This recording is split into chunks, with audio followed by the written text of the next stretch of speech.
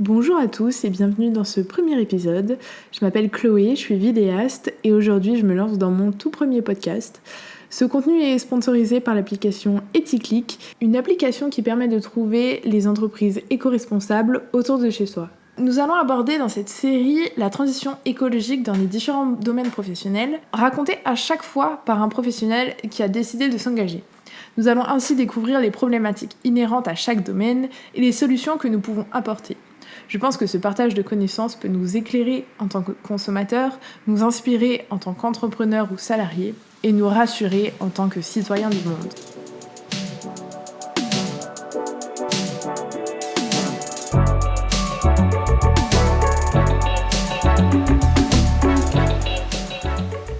Donc dans ce premier épisode, on va étudier mon domaine d'activité, l'audiovisuel et le cinéma. Je suis freelance en vidéo et j'ai choisi d'avoir une démarche responsable pour l'humain et la nature. Comme beaucoup, je suis très sensible à l'impact environnemental qu'ont chacune de nos actions. Par exemple, en ce moment, je me suis inscrite au karaté. J'y vais à vélo car je trouve ça complètement absurde d'aller au sport en voiture. Mais bon, c'est quand même à 9 km de chez moi, ça veut dire donc 40 minutes aller, 40 minutes retour. Donc sincèrement, je sais pas combien de temps je vais tenir, mais en tout cas, l'envie elle est là. Et c'est hyper important. Donc pour le développement de mon activité, c'était pour moi une évidence d'inclure ces valeurs. Et c'est mon auto-entreprise, donc je fais ce que je veux, et ça quand même, c'est cool. Donc j'ai fait quelques recherches et je suis ravie de les partager avec vous aujourd'hui. Ce podcast, il s'adresse à la fois aux personnes qui font de la vidéo et qui pourraient s'inspirer de cela, mais également à tous ceux qui souhaitent comprendre la mécanique de ce secteur. Rentrons dans le vif du sujet. La création audiovisuelle est polluante à différents points de vue. En premier lieu, à cause du matériel. Les caméras qui évoluent pour avoir toujours une plus belle image, avoir le dernier ordinateur pour être capable de supporter les fichiers volumineux en montage, un drone, une caméra waterproof, des batteries en veux-tu en voilà, un objectif pour chaque occasion. Vraiment, selon moi, la fabrication du matériel est probablement le plus polluant. Pourquoi ? Il consomme des minerais qui seront ensuite stockés pour notre usage propre. Donc dès qu'on les utilise pas, nos caméras, nos batteries, elles sont stockées dans notre bibliothèque pour rien du tout. Donc plus on l'utilise, plus on le garde longtemps, plus c'est rentabilisé. Donc pour alléger cela, personnellement, j'ai choisi de louer mon matériel. Ça me permet d'avoir un matériel adapté au mieux à chaque projet, d'avoir du matériel performant tout en réduisant l'impact environnemental.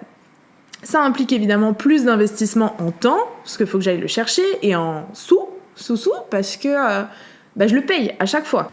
Mais je trouve que ça a plus de sens. Pour les petites vidéos et les petits budgets, je filme à l'iPhone. Un outil tout en un qui m'évite un stabilisateur, des batteries, des objectifs, des disques durs.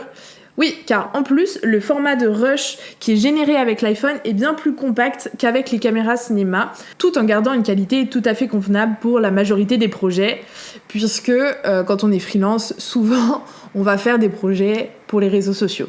Voilà.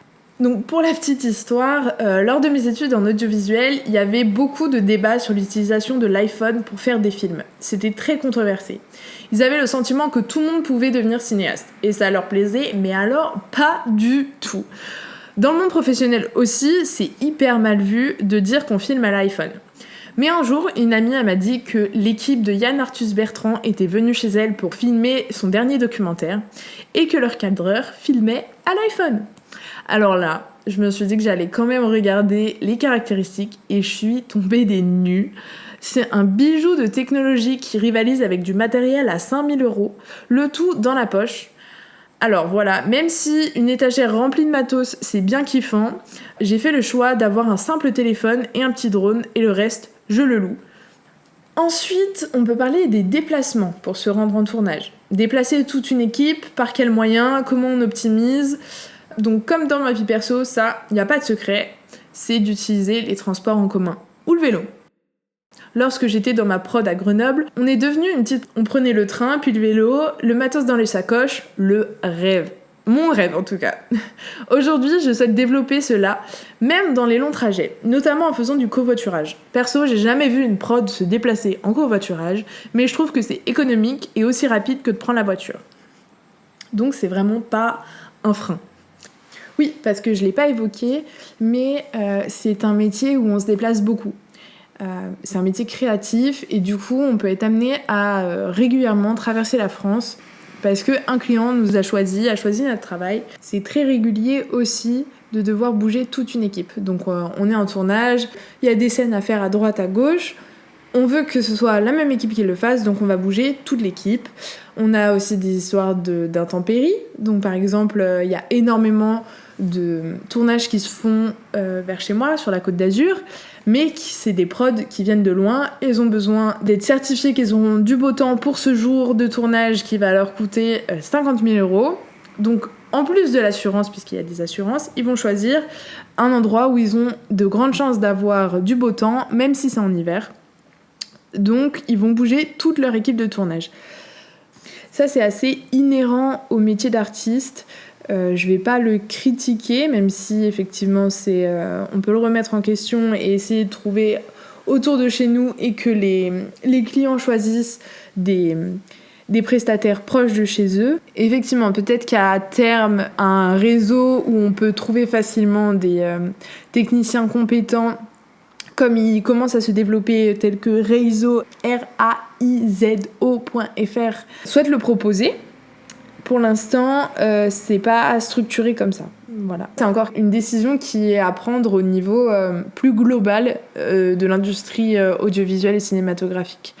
À ma petite échelle, je peux pas réellement changer ça, puisque si je vais pas ailleurs, j'ai pas spécialement de travail en fait. Voilà. Rien que par exemple pour Eticlic, j'habite à l'autre bout de la France et ils ont quand même choisi de travailler avec moi. Donc ça me touche beaucoup, ça me plaît. Donc voilà, j'ai choisi de traverser la France, mais de le faire de manière responsable. Sujet suivant, les décors et accessoires. Dans la production, les décors et accessoires sont une grosse cause de déchets.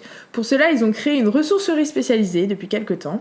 Il y en a une à Marseille et une à Paris. Donc c'est peu pour le territoire, mais ce sont les principaux pôles de création. Donc c'est déjà ça. Personnellement, j'habite à côté de Marseille, à Toulon, et je peux me rendre à la réserve des arts au besoin.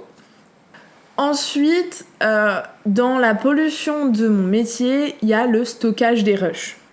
Les fichiers que l'on crée sont très volumineux et il faut les stocker sur des disques durs. Pour les prods, ça représente des terras et des terras de stockage. Vous pouvez pas imaginer en tant que particulier le poids d'un rush. Pour pallier à ça, j'ai fait le choix d'utiliser des encodages moins volumineux. Par exemple, un rush de caméra cinéma RED de 10 minutes pèse 10 gigas. Je sais pas si vous vous rendez compte, 10 gigas, c'est... Un film, il peut être encodé et faire 1 giga. Donc 10 minutes, 10 gigas pour une caméra cinéma, alors que je peux avoir un rush de 1 heure sur l'iPhone pour le même poids. La différence n'est pas tant dans la résolution, donc la taille, mais dans la technologie qui encode les couleurs, et j'estime que c'est largement suffisant pour mon travail, qui sera principalement visionné sur les réseaux sociaux. Ensuite, on peut parler de la publication, du streaming principalement. C'est une pratique qui est très polluante et dont on ne se rend pas forcément compte. Donc j'ai fait quelques recherches, et en fait, donc pour vous expliquer comment ça marche, le streaming, donc c'est en ligne, donc comme tout ce qui est en ligne, ça fait tourner d'énormes serveurs par rapport à toutes les autres choses qui sont en ligne, des vidéos, des séries et des films, ça pèse super lourd comparé à du texte, à des simples photos, ou voilà. Donc ça consomme une énergie qu'on ne voit pas, que l'on ne paye pas directement, donc on la voit vraiment pas, c'est une énergie invisible qu'on essaye de nous cacher et dont il faudrait prendre conscience. Dans le rapport annuel de Netflix, ils dévoilent leur consommation énergétique qui, en 2020, était équivalente à la consommation de 40 000 foyers américains. C'est quand même pas rien. Ils font la différence dans leur rapport entre la consommation de leurs studios et bureaux et la consommation de leurs serveurs. Donc les premiers, le studio et les bureaux, ça consomme 93 000 mégawatts. Et le second, le streaming, ça consomme 357 000 mégawatts. Donc de 93 à 357. Le ratio est énorme. Les serveurs consomment 3,8 fois plus que les studios de production.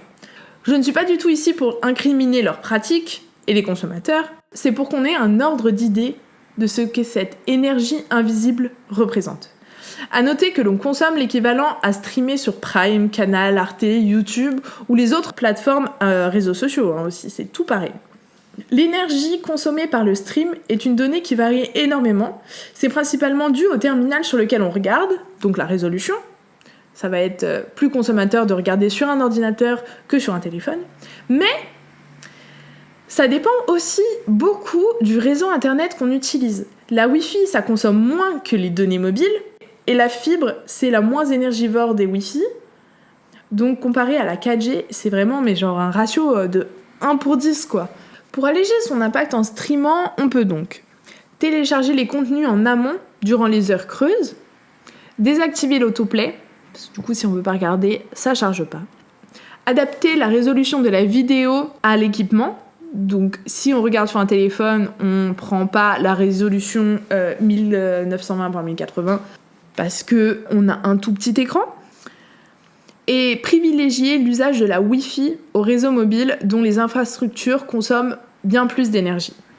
Ensuite, quand je me suis intéressée aux prod écolo, je suis tombée sur des sites et des articles qui parlent de l'écologie dans les tournages.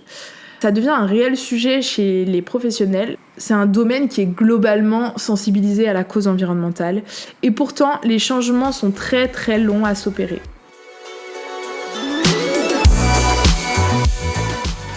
Donc sur le site de la RTS, j'ai trouvé un article à ce sujet qui fait suite à une table ronde où ils ont cherché tous ensemble des solutions.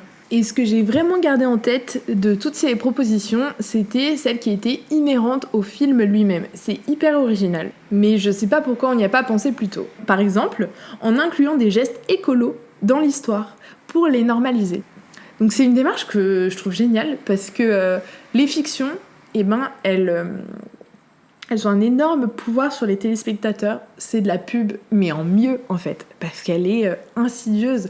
Et du coup, ça permet, si on voit dans un film qu'ils font leurs courses et qu'en fait ils vont au vrac, eh bien ça va normaliser cette façon de faire les courses. Ça va rendre cette action plus normale. D'utiliser un shampoing solide aussi, par exemple. Ça va permettre d'inscrire dans le quotidien d'un large public cette pratique. C'est pas nouveau, ça a été inventé par les industriels du tabac. Et oui, car derrière la cigarette au cinéma, il y a le lobby du tabac. La présence du tabac à l'écran est considérée comme une liberté artistique, mais elle résulte aussi d'une stratégie publicitaire de l'industrie du tabac, qui s'est servie du cinéma pour faire la promotion de son produit phare entre 1927 et 1990.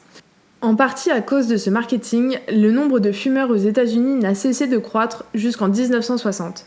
Par ailleurs, des études médicales ont démontré que la présence des cigarettes au cinéma favorise le tabagisme chez les jeunes. Donc voilà, on sait que cette manipulation de masse fonctionne. Si on peut l'utiliser à bon escient pour normaliser des gestes écolos, je trouve ça génial. Sinon, dans un autre registre, dans chaque industrie, il me semble, il y a des associations, labels, collectifs ou autres qui vont conseiller les autres entreprises pour adopter une démarche plus responsable. Donc dans le cinéma et l'audiovisuel, c'est un collectif qui s'appelle EcoProd. Ils vont notamment proposer des fiches clés en main, donc pour réduire la consommation notamment énergétique. Donc par exemple, ils vont recommander de passer au LED pour la lumière. Donc en cinéma, on utilise beaucoup de lumière et c'est des ampoules halogènes. Donc en plus de créer une énorme chaleur, ça a un lien, c'est ultra consommateur. Alors qu'aujourd'hui, il existe les ampoules LED qui sont moins énergivores, donc elles coûtent plus cher, mais par contre, elles durent plus longtemps. Donc c'est vraiment un bon compromis. Bien plus écolo. Bon, encore plus écolo, il y a ne pas utiliser de lumière artificielle du tout. Personnellement, mon approche documentaire me permet de ne travailler qu'avec de la lumière naturelle, mais je suis consciente que pour une fiction, ce n'est pas réellement possible.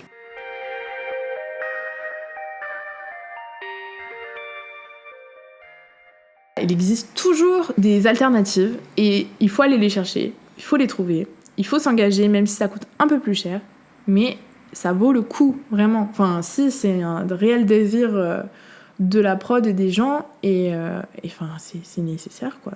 Donc voilà. Dans ma démarche entrepreneuriale, je prends également en compte les consommateurs des contenus. Donc, lorsqu'on fait des études en communication, on apprend le concept de temps de cerveau disponible.